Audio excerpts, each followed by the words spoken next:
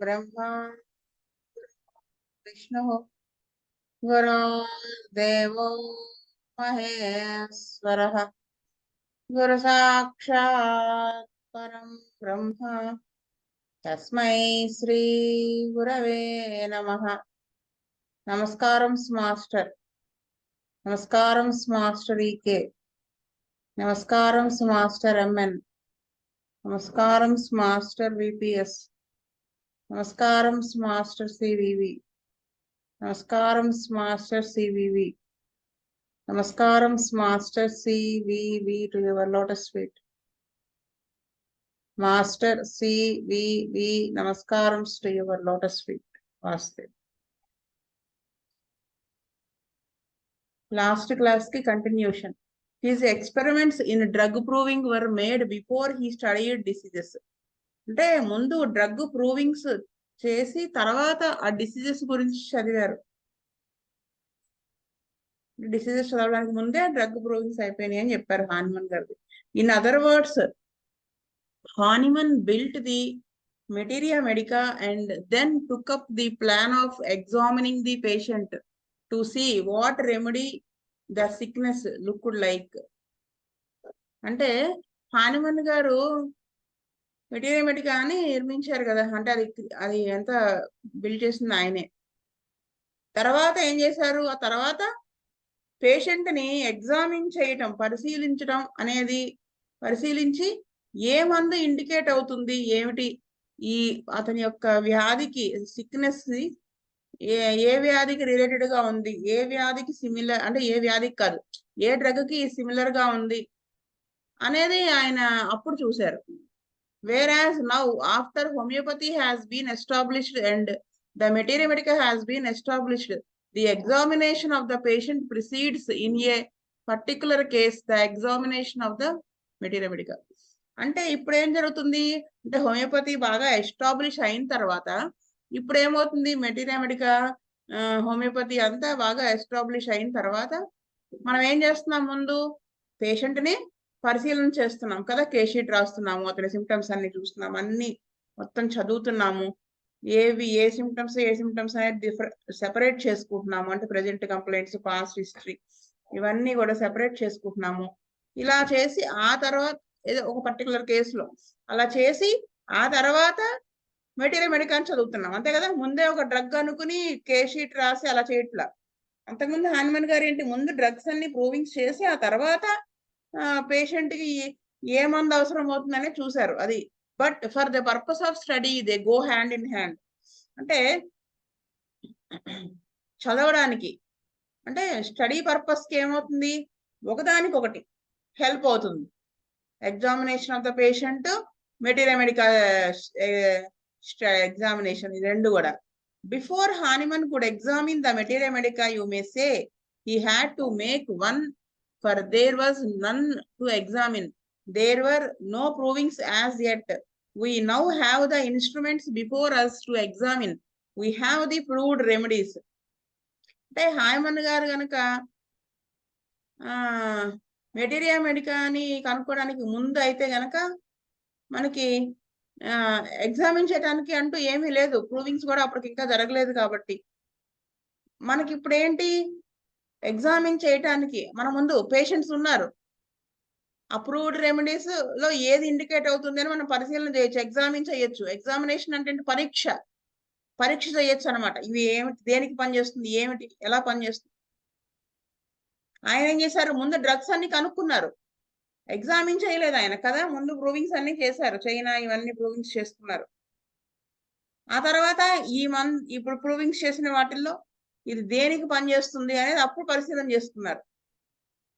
When the fallacy of old school medicine fully entered Hahnemann's mind, when he became disgusted with its method at the time his children were sick, when he placed himself in a stream of providence and affirmed his trust that the Lord had not made these little ones to suffer and then to be made worse from the violent medicines.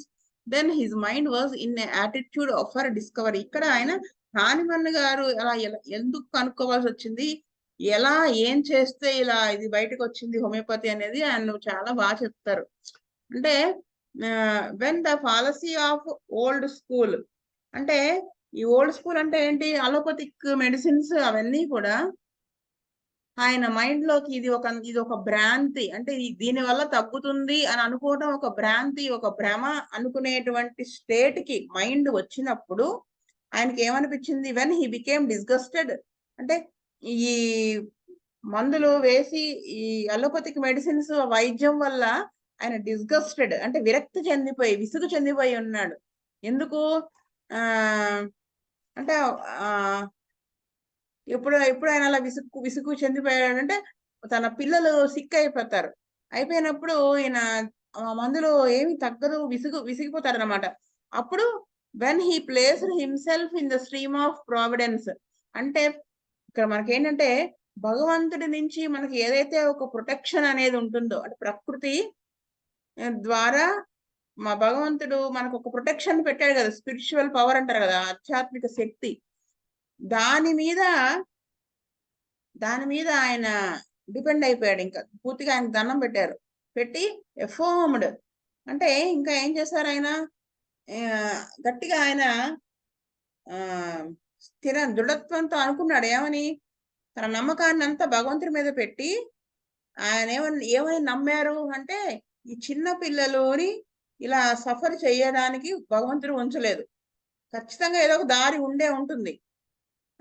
ఈ violent medicines అంటే ఇలాంటి మందులు over గా వేసేసి వాళ్ళని ఇంకా worsen చేయలేం అని ఆయన మైండ్, ఆయన యాటిట్యూడ్ దేని వైపు మారింది, డిస్కవరీ, కనుక్కోవడం మీదకు మారింది. ఇంకేమైనా ఉందా, ఇంకేదన్నా, ఖచ్చితంగా ఈ జబ్బు వచ్చింది అంటే భగవంతుడు దయామయుడు కాబట్టి వీళ్ళకి తగ్గించడానికి ఏదో ఒక దారి ఉంటుంది అని ఆయన నమ్మాడు. It was a discountenancing of and disgust for the things that were useless, and this brought him to the state of acknowledgement of not knowing and that everything of man's own opinion must be thrown away. ఆయన చూడండి ఎలా చెప్తున్నారు, it was a డిస్కౌంటెనెన్సింగ్, అంటే ఇప్పుడున్న ఆయన ఆ వైద్యం దానికి సంబంధించిన మెడిసిన్స్ అవన్నీ నిరుపయోగము అని, దాంతో ఆయన విసిగిపోయి ఆ మందులతో ఉపేక్షించడం వల్ల ఉపయోగం లేదు అని తెలుసుకుని ఆ స్థితికి వచ్చినప్పుడు ఏమవుతున్నా, అక్కడి నుంచి ఆయన ఏ స్థితిలోకి తీసుకురాబడ్డాడు అంటే, acknowledgement of not knowing and that everything of man's opinion must be thrown away, అంటే ఏదో తెలియంది, తెలుసుకోవాల్సింది, నాకు తెలియనిది ఒకటి ఉన్నది, ఆ సత్యం అదేదో ఉంది అనే స్థితికి వచ్చి ఇలాంటి ఇంకా ఏంటి, తన మనసులో ఉన్నటువంటి ఒక మనిషి యొక్క తన అభిప్రాయాలన్నీ పక్కన పెట్టేయాలి. ఎవరైనా కానీ ఇలాంటివి మనకి తెలియనివి తెలుసుకోవాలి అంటే, it brought him to A state of humility and the acknowledgement of the divine providence. ఆయన ఏ స్థితికి తీసుకొచ్చింది, ఆ పిల్లలకి బాగోకపోవడం, అవి తగ్గకపోవడం, దాని స్థితి అనేది స్టేట్ ఆఫ్ హ్యూమిలిటీ, అంటే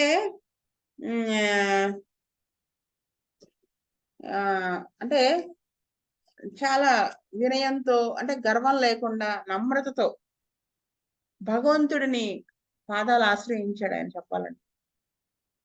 అంటే రెండు చేతులు ఎత్తి దండం పెట్టాడు, స్వామి ఏదన్నా ఉందా నేను తెలుసుకోవాల్సింది, ఏదో ఉంది అదేంటో నాకు తెలియట్లేదు అన్నట్టు. The state of humility opens man's mind. ఇప్పుడు మనకి ఎలా ఉంటుందండి, ఏదన్నా ఒక జబ్బు వచ్చింది అనుకోండి, నాకు పారాసెటమాల్ వేసి తగ్గిపోతుంది, పారాసెటమాల్ తర్వాత ఇదే అదే తగ్గుతుంది, ఇలా ఒక మైండ్ లో ఉన్నప్పుడు మన భగవంతుడి మీద నమ్మకం పెడతామండి, పెట్టాం. ఎప్పుడైతే మనకి ఆ వినయం అది హ్యూమిలిటీ ఆ స్థితికి మనం వస్తామో అప్పుడు మనిషి యొక్క మనసు ఓపెన్ అవుతుంది, హృదయం. You will find so long as man is in a position to trust himself, he makes himself a god. He makes himself the infallible. He looks to himself and doesn't see beyond himself. His mind is then closed. ఎన్నాళ్ళైతే, ఎంతకాలం వరకు అయితే, ఎంతవరకు అయితే మనిషి తన మీద తన నమ్మి తనే భగవంతుడు అన్నట్టుగా అన్ని మేమే కనుక్కోగలం, అంతా మేమే చేయగలం అన్న స్థితి ఉన్నంత వరకు కూడా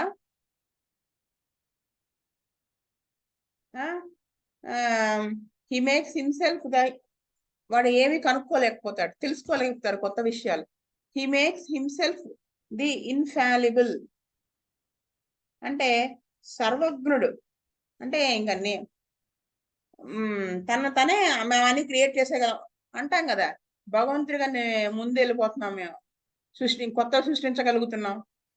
ఎక్కడో ఈకే గారు ఒకసారి చెప్పారు, సరే నువ్వు అన్ని సృష్టిస్తున్నావు, రోబోట్ సృష్టించావు, అని సృష్టించావు, ప్రాణం పోయలేకపోతున్నామే మొక్కకి, ఏదన్నా చచ్చిపోయిన దానికి, అది భగవంతుడే కదా చేయాల్సిందని చెప్తారు ఆయన. మనం చేసే మైండ్, ఇంకొక విషయం ఏంటంటే మాస్టర్ గారు చెప్పింది అంటే మనకి మైండ్ ఓపెన్, నిజమే కదా అనిపిస్తుంది. మనం రోబోట్ కనుక్కున్నాము, లేకపోతే కంప్యూటర్ కనుక్కున్నాము, లేకపోతే అది కనుక్కున్నాం, ఇది కనుక్కున్నాం, అవన్నీ దేని వల్ల కనుక్కున్నామండి, దేంతో కనుక్కున్నామండి? భగవంతుడు ఇచ్చిన మనసుతోనే కదా కనుక్కున్నాము. అది అలా మనల్ని మనం నమ్మినంత కాలం ఆయన అంతా నేనే అనిపిస్తుంది. He looks to himself and doesn't see beyond himself. అలాంటప్పుడు ఆ మైండ్ సెట్ ఉన్నప్పుడు ఏమవుతుంది, తనని దాటి వెళ్ళడు. తన ఇప్పుడు మాస్టర్ గారు చెప్తారు చూడండి, పరమ గురువుల చేరు మార్గం దాంట్లో ఉంటుంది, ప్రిఫేస్ లో ఉంటుంది. ఏమనంటే గురువు ఎలాంటి వాడంటే, మనం చూస్తే మన పక్కింటోళ్ళు సందులో, ఆ సందులో వరకే కనపడతారు. గురువు ఎలాంటి వాడు అంటే కొండ మీదకి ఎక్కితే ఊరంతా ఎలా కనబడుతుందో అతనికి అలా కనబడుతుంది అని.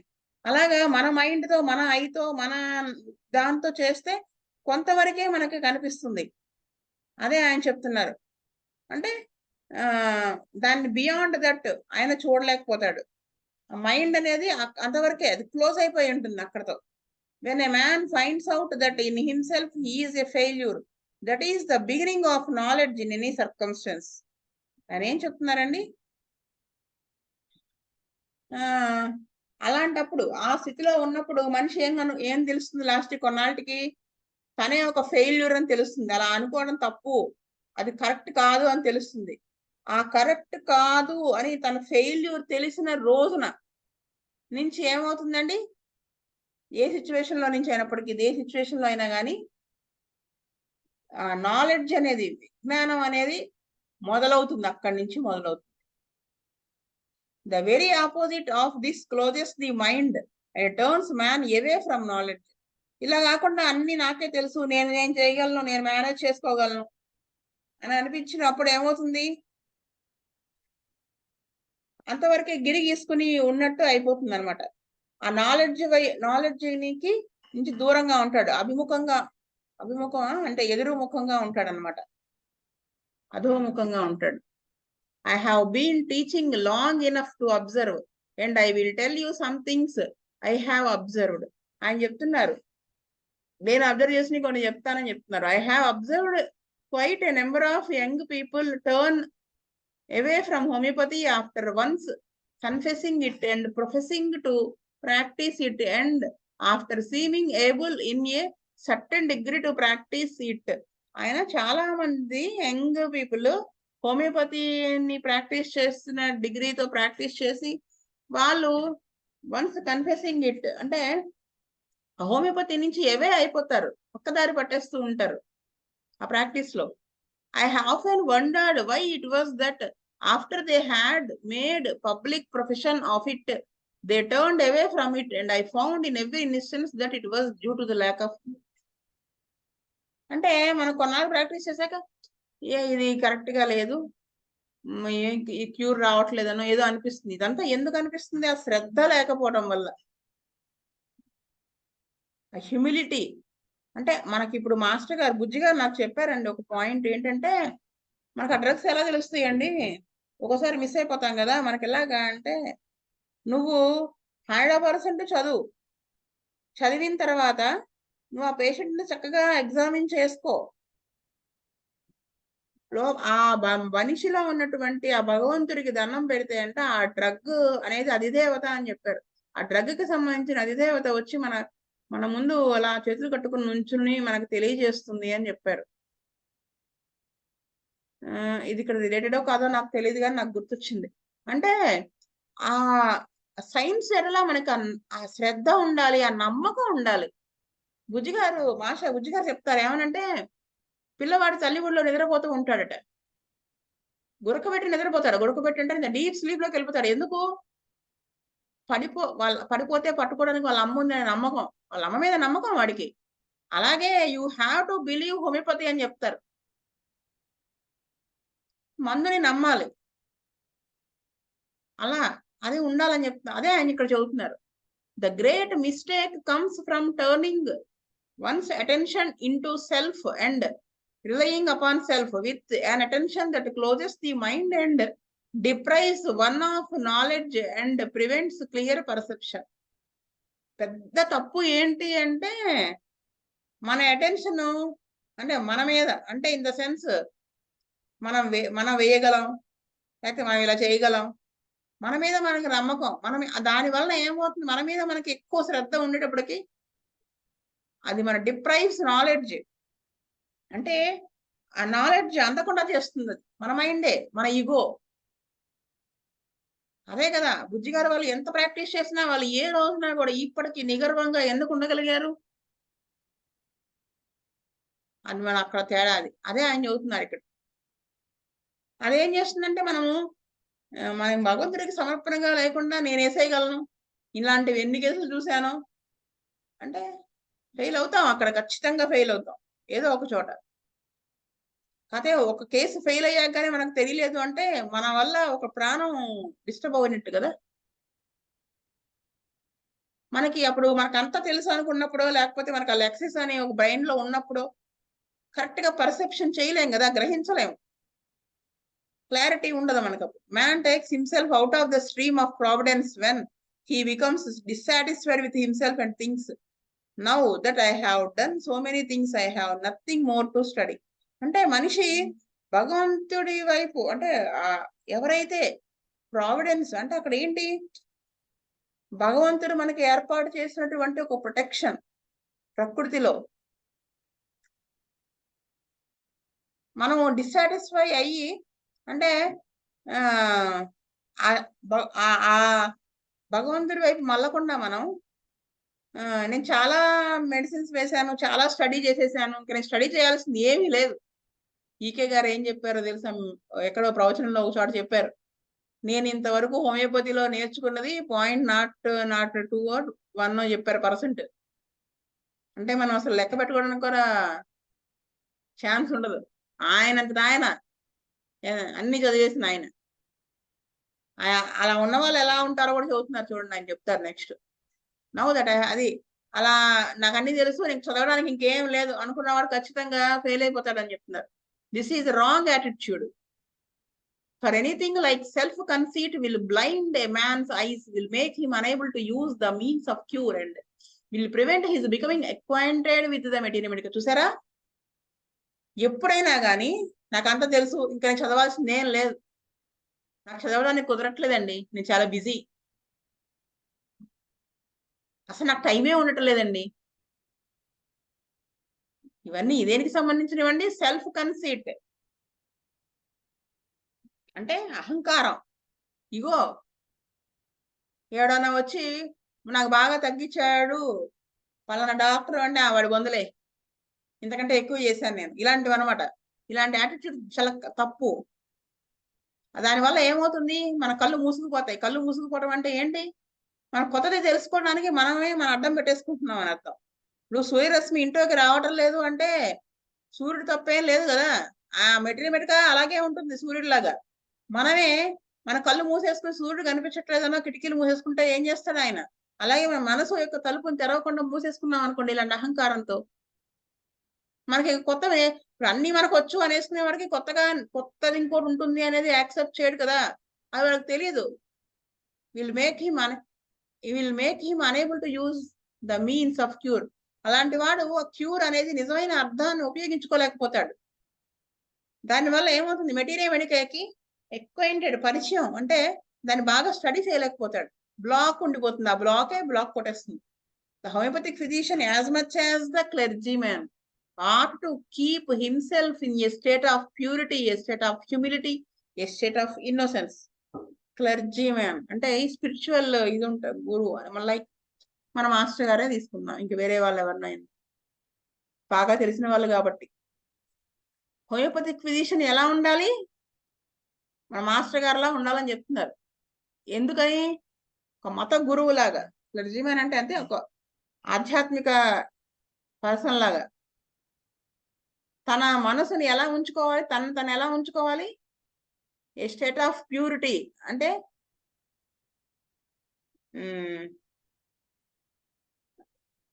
ప్యూర్ గా అనమాట, తెలుగులో నాకు గుర్తు రావట్లేదు. ఏ స్టేట్ ఆఫ్ హ్యూమిలిటీ, వినయం అంటే నేను చేసేస్తున్నాను ఇలా కాదు, నా ద్వారా ఈ వర్క్ జరుగుతుంది, నా ద్వారా భగవంతుడు మందులు వేయిస్తున్నాడు, ఆ మందు తగ్గినందుకు దాని ఎడల మనకి ఒక కృతజ్ఞత, దీంతో కూడి ఉండడం. ఈ స్టేట్ ఆఫ్ ఇన్నోసెన్స్, ఇన్నోసెన్స్ అంటే అమాయకత్వం కాదు, పిల్లవాడి వలె ఏ అభిప్రాయము లేకుండా ఉండడం. అంటే ఈ డ్రగ్ ఆ డ్రగ్, ఇది తగ్గుతుందా తగ్గదా, ఇదా కాదా, ఈ అభిప్రాయం లేకుండా ఉండడం. లేకపోతే వీడు చెడ్డవాడు, ఈ ఏదో నేను మందు ఇవ్వాల్సి వచ్చింది, వీడు ఎప్పుడో మనం తిట్టాడు కాబట్టి నక్సాంక వేస్తారు వీడు దొరికినప్పుడు, అది అసలు ఉండకూడదని చెప్తారు. పేషెంట్ మన ముందు కూర్చున్నప్పుడు అంతకుముందు వాడుతూ ఉన్నవన్నీ మనకు కట్ అయిపోవాలి, కేస్ షీట్ రాయాలి, అన్ని రాసి పరిశీలన చేసినాక అవి మనం చూసుకోవాలి. మనకి అంతకుముందు వాడి మీద ఉన్న అభిప్రాయం అంటే ఇంత సెన్స్, జరిగిన ఇన్సూరెన్స్ అవన్నీ కొరిలేట్ చేసుకుని నిజంగా వాడు ఆ డ్రగ్ అయితే అదే వేస్తాం, లేకపోతే వెయ్యం, ఇంకో డ్రగ్ అయితే ఇంకో డ్రగ్గే వేస్తాం. ఎంత ఎంత ఎలా చెప్పారో చూడండి. అలాంటి వాళ్ళ వల్ల ఎక్కువ మిరకిల్స్ జరుగుతాయి. మన మాస్టర్ వాళ్ళ వల్ల ఎందుకు మిరకిల్స్ జరిగినాయి అంటే, మీరు అనేస్తారు ఆయన మాస్టర్ కదండి, అనంతకృష్ణ గారు మాస్టర్ కదండి, బుజ్జి గారు అంటే ఆయన గొప్ప డాక్టర్, అయితే ఒక గొప్ప హీలర్, లేకపోతే ఈకే గారు అబ్బాయి కదండి, మన వల్ల అంటే మనం అలా అవడానికి సిద్ధంగా లేవని అర్థం. ఇవన్నీ ఉండాలని చెప్తున్నారు ఆయన. So sure as he doesn't do that he will fall by the wayside. గ్యారంటీగా చెప్తున్నారు, షూర్ గా చెప్తున్నాను. ఇలా ఈ విధంగా అతను కనుక లేకపోతే హోమియోపతిక్ ఫిజిషియన్ పక్కదారి పడతాడు, పక్కన పడిపోతాడు, మార్గంలో ఉన్నాడు, వేరే దారిలో పడిపోతాడు అనమాట. there is nothing that destroys a man so fast in the scientific world as conceit. గర్వం వలన దానికంటే డిస్ట్రాయ్ చేసేది ఇంకొక ఫాస్ట్ గా డిస్ట్రాయ్ చేసేది ఇంకోటి లేదని చెప్తున్నారు. గర్వం ఉంటే మనం ఎక్కడో అక్కడ ఇప్పుడు ఎలా ఉంటుందంటేనండి, ఒకరికి మందు వేస్తాను తగ్గిపోయింది, బా ఏం తగ్గించారు డాక్టర్ గారు మీరు, అసలు మీ తర్వాతే ఎవరైనా, మీ చెయ్యి మంచిదండి, నలుగురు, అలాగే 5గురు అంటారు, 10 మంది అంటారు. 11వ వాడు వచ్చినప్పుడు ఏ మంది వేసినా తగలేదు అంటాడు, మన కోపం వచ్చేస్తుంది. ఇంకా ఇంతమందికి వేసాను తగ్గింది, నీకు ఎందుకు తగ్గలేదు, నువ్వు యాక్సెప్ట్ చేయాలి, చేయట్లేదు. నా అంతటి వాడు మందు వేస్తే తగ్గింది, ఎన్ని కేసులు చూశారు, కొన్ని లక్షల కేసులు చూశారు. బుజ్జిగారు ఎప్పుడైనా అన్నారండి? నేనైతే వినలేదు. ఒకవేళ బాగా తగ్గిందండి, అబ్బా మందు భలే వేశారండి అంటే, చైనా అటువంటి కండిషన్స్ లో బాగా పనిచేస్తుందని అన్నారు తప్ప నేను వేసానని ఎప్పుడు అనలేదు ఆయన. ఆయన వేయలేకపోయినా కొన్ని ఉంటే మిస్ అయినవి ఉంటాయి కదా, ఒక 2 నెలలు లేటుగా వేయడం, దొరకక మందు, అప్పుడు అయ్యో నేను వేయలేకపోయానని చాలా బాధపడేవాళ్ళు ఆయన, నాదే తప్పు అన్నట్టుగా మాట్లాడేవాళ్ళు ఆయన, సరిగా చూసుకుని ఉండాల్సిందని. అది ఉండాలి, అది ఆయన చెప్తున్నారు. we see in old fashioned science men who are puffed up and corpulent with conceit. ఆ పాత వైద్యం అంటే అలోపతి వైద్యంలో చాలా మందిని చూస్తూ ఉంటాం మనం, పఫ్డ్ అప్. ఎలాంటి వాళ్ళని చూస్తూ ఉంటామండి, ఈ ఈ విధంగా కార్పులెంట్ అంటే ఈ బాగా అంటే ఈ గర్వంతో నిండిపోయి, అంటే ఆయన యాక్చువల్ వర్డ్ యూజ్ చేస్తుంది గర్వంతో బలిసిపోయి అన్నట్టు. అంటే పూర్తిగా అంత విపరీతమైన గర్వంతో నిండిపోయి ఉంటారు. ఏ పారాసెటమాల్ వేసి పారాసెటమాల్ వేసింది 2-3 మందులే, అంటే ఎక్కువ తెలియవు కదా వాటిల్లో. ఇది వేసానండి, దీని తర్వాత ఏదైనా, లేకపోతే ఇంకోటి ఏదో హై పవర్ యాంటీబయాటిక్ ఉంటుంది, అది నాకు గుర్తు రావట్లేదు. అది ఇలా ఇది వేసాం, ఎన్ని తగ్గించుంటాను నేను. ఇలా ఉంటుంది వాళ్ళకి. అలా అలా ఉన్న వాళ్ళని చూశానని చెప్తున్నారు ఆయన. The scientific men who are in the greatest degree of simplicity are the most wise and the most worthy, and you need not tell me that those who are innocent and simple have not had a tremendous struggle in order to keep self under control and to reach the state of simplicity. Simplicity అంటే ఏమిటి? శ్రద్ధగా ఉండడం. ఎన్నో కేసులు treat చేసినా నిరాడంబరంగా ఉంటాం.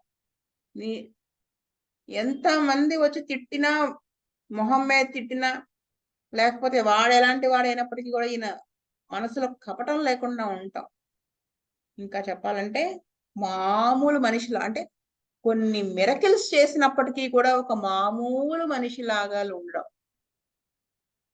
ఇవన్నీ చెప్తుంటే నాకైతే బుజ్జిగారు అనంతకృష్ణ గారు గుర్తొస్తున్నారు.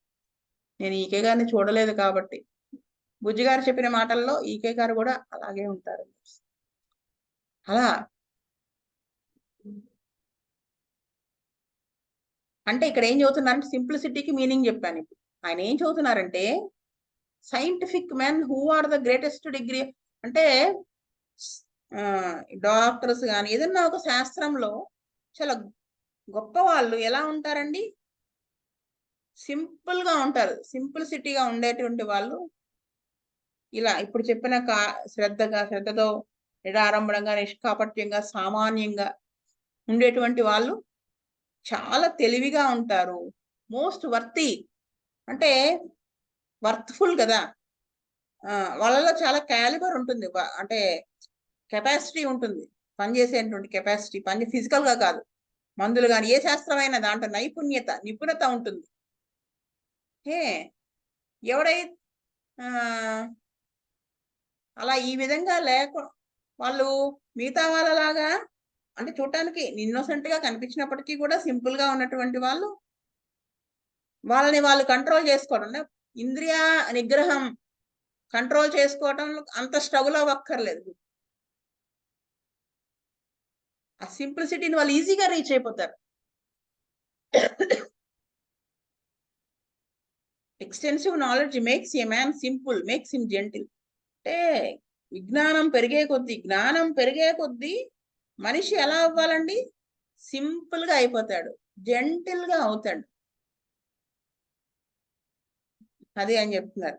Extensive knowledge makes a man realise how little he knows and what a small concern he is.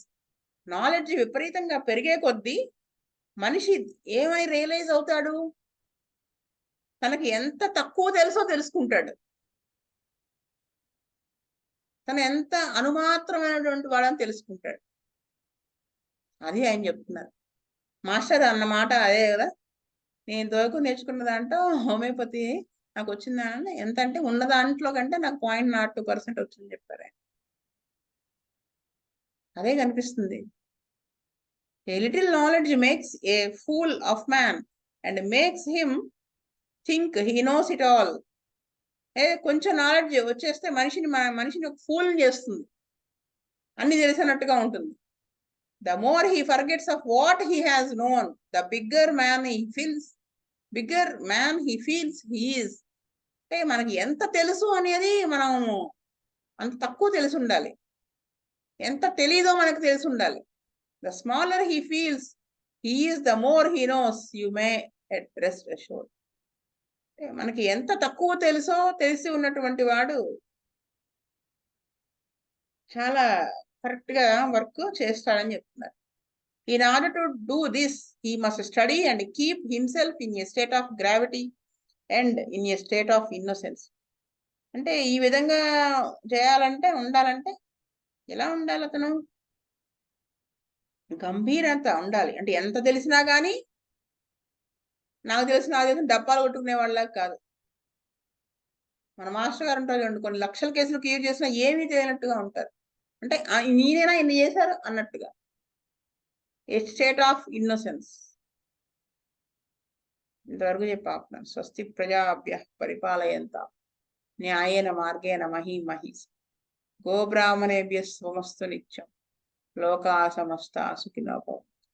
లోకా సమస్తా సుఖినో భవంతు. లోకా సమస్తా సుఖినో భవంతు. ఓం శాంతి శాంతి శాంతి. వాసుదేవ వాసుదేవ వా